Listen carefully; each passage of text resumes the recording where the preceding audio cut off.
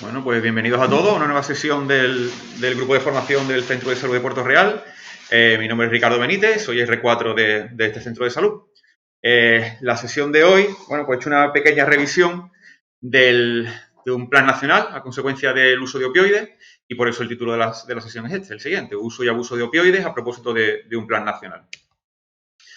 Antes de empezar, un poquito a modo así de un plumazo, un pensamiento rápido, pues, ¿cuántos pacientes tenemos que se encuentran en tratamiento con opioides por dolor crónico no oncológico? Y a lo mejor fuera de indicación.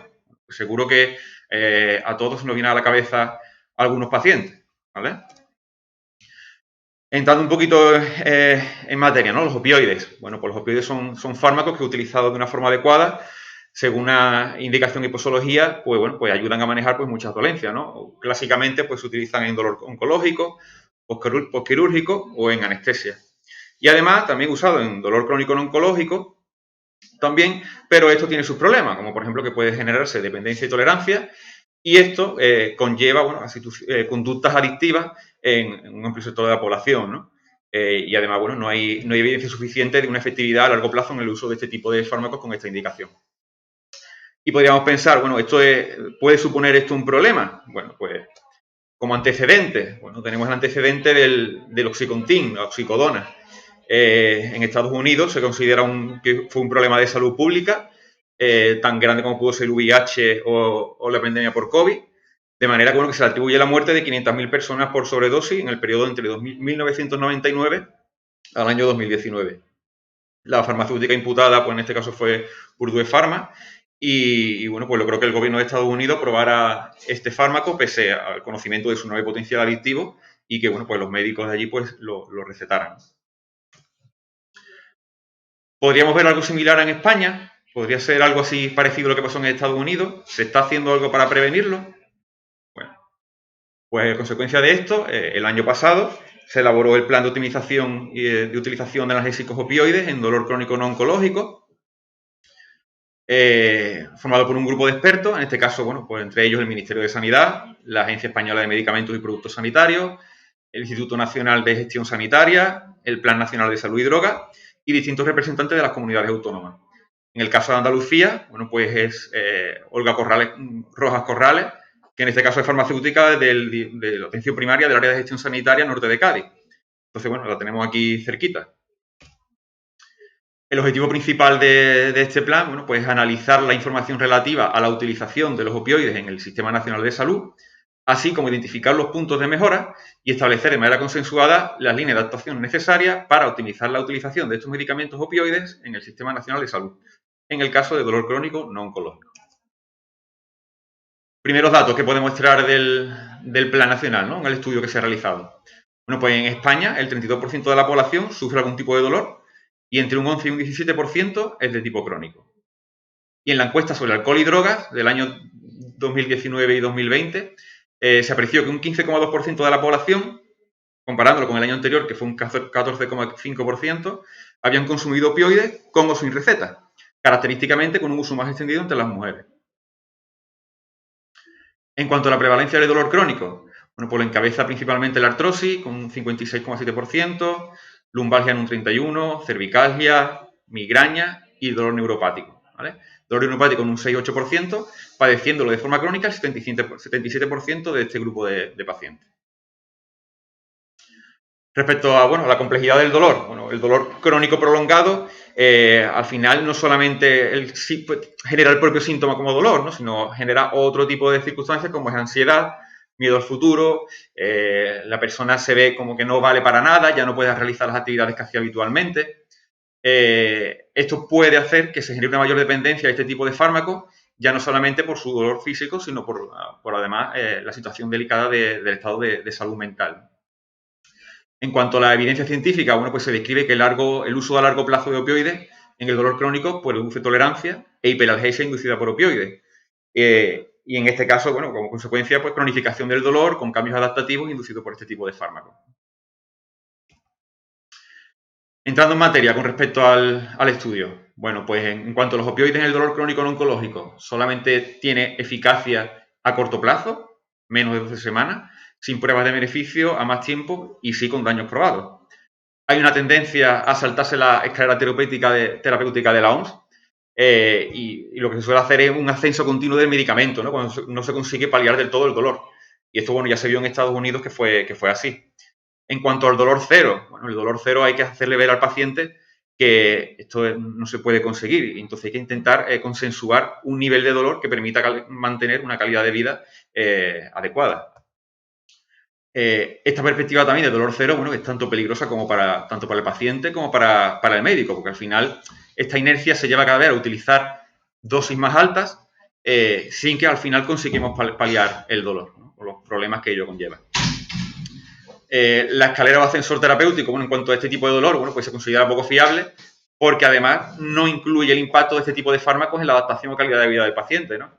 Y por eso además se añaden otro tipo de ítems, como puede ser soporte emocional, familiar, tratamiento psicosocial, etc. Este tipo de tratamientos no farmacológicos, bueno, pues se recomienda que deben acompañar siempre al tratamiento del dolor crónico no oncológico. ¿Qué ocurre? Que en muchas ocasiones pues, es difícil acceder a este tipo de tratamientos y entonces, bueno, pues se ha favorecido el uso de estos fármacos como primera opción. Y en la guía lo que se recomienda pues solucionar esto pues a nivel autonómico. La Agencia Española de Medicamentos, según informes publicados por ellos y el Ministerio de Sanidad y otras instituciones, indican un aumento creciente del consumo de opioides, principalmente del fentanilo de liberación inmediata por vía transmucosa y transdérmica y del tapentadol. Y una preocupación importante respecto al uso de este tipo de fármacos fuera de las indicaciones que están autorizadas e incluidas en ficha técnica, ¿no? Principalmente por el riesgo de adicción que tiene este tipo de fármacos. Más datos extraídos del estudio. Bueno, pues en cuanto a los opioides, en España los análisis de mortalidad relacionada con drogas los encuentran presentes en el 58,6% de los casos y como única sustancia en el 2%. Y en 2018 hubo 10 fallecidos con presencia de fentanilo y 41 con tramadol. Conclusiones del estudio. Bueno, por un lado, en 5 años el uso del fentanilo ha subido un 33,67% en dosis diarias definidas. El de mayor crecimiento ha sido el fentanilo intranasal. En cuanto a las comunidades autónomas con más consumo por 1.000 habitantes de dosis diarias están la Comunidad Valenciana, Galicia, Rioja y Navarra. Y la dosis diaria definida por 1.000 habitantes ha subido de 2013 a 2019 de un 3,57 a un 5,42%. El tapentadol se define como el opioide que más ha incrementado su uso en 7 años, un 519,4%, y la oxicodona en 7 años ha incrementado un 135%. España es el cuarto país mundial en consumo de fentanilo y el séptimo país en uso de oxicodona. Y se observó que en pacientes no oncológicos, esto se realizó en un estudio adicional para una cohorte de 12.400 pacientes aproximadamente, se recetaron en relación a trastornos musculoesqueléticos principalmente, asociados a depresión en un 59% y trastornos del sueño en un 29%.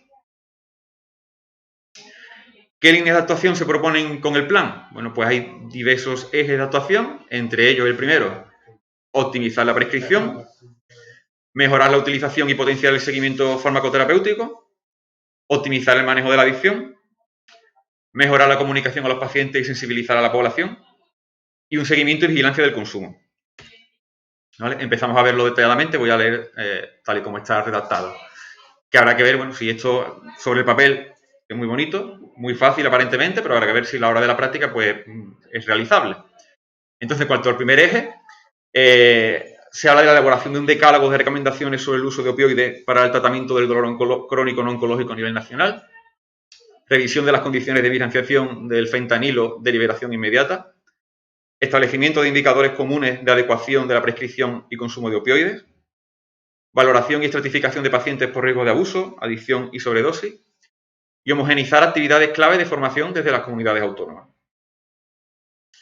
En cuanto al segundo eje, a la hora de mejorar la utilización y potenciar el seguimiento farmacoterapéutico, bueno, pues establecer listas de verificación que faciliten la detección precoz de abuso-adicción, elaborar recomendaciones de ajuste de dosis máximas y duración de tratamiento, estandarización de criterios de retirada, un protocolo de prescripción y de rotación de opioides e identificación de malos respondedores.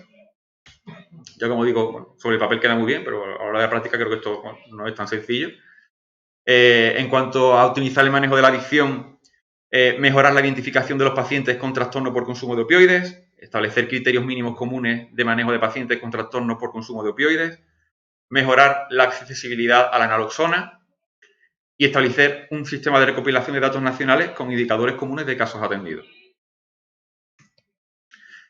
En el cuarto eje, implementación de una hoja de información al paciente con el inicio de la prescripción de opioides para que el paciente comprenda que va a tomar morfina. Modelos de formularios de información al cuidador para potenciar el uso racional del medicamento. Elaboración de material de campaña. En cuanto al quinto eje, seleccionar las conclusiones clave disponibles para los profesionales sanitarios. Establecer un calendario de publicaciones regulares del consumo y definir acciones de difusión de la información. Como ya he dicho, muy bien, todos estos ejes, pero bueno, ¿qué se ha hecho en España desde que empezó con el análisis de este tipo de sustancias y sus derivados en la salud pública? Pues bueno, en el resumen del plan, bueno, se ven que hay herramientas centradas sobre todo en el uso de fentanilo transmucoso. Aquí, por lo menos que yo conozca, no si se utilizan. La gran mayoría de comunidades autónomas añadieron una nota informativa en el módulo de prescripción. Solo la Comunidad Valenciana, Canarias, Cataluña y Extremadura limitan la prescripción de fentanilo a los usos autorizados en ficha técnica. En Andalucía se ha añadido en el apartado de evaluación de riesgo de DIRAYA de ayuda a la exploración la revisión de opiáceos en aquellos pacientes que vayan a iniciar el tratamiento con este tipo de fármacos. Del resto de opioides en el plan no se nombra ninguna estrategia de control de su uso ni de limitación de su receta para patología no oncológica. Y tampoco se habla de cómo deshabituar a la gente que los toma de forma crónica ya con una indicación de por sí incorrecta. Y para reflexionar, y para ir terminando, ¿no? Bueno, como prescriptores, ¿podemos hacer algo? Yo creo que sí, por supuesto. Pero bueno, como obstáculos, y lo pongo entrecomillado, ¿no?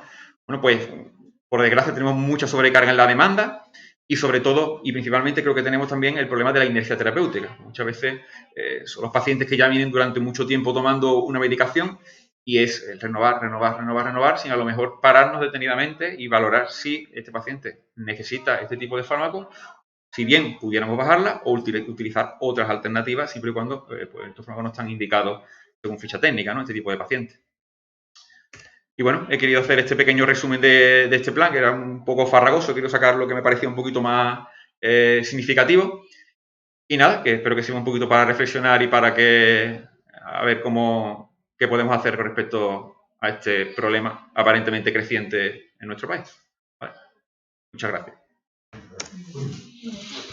La prescripción de la física solamente en pacientes, ¿no? Porque yo tengo una paciente que eso ya cambió. migraña, que se me Sí, ¿no? eso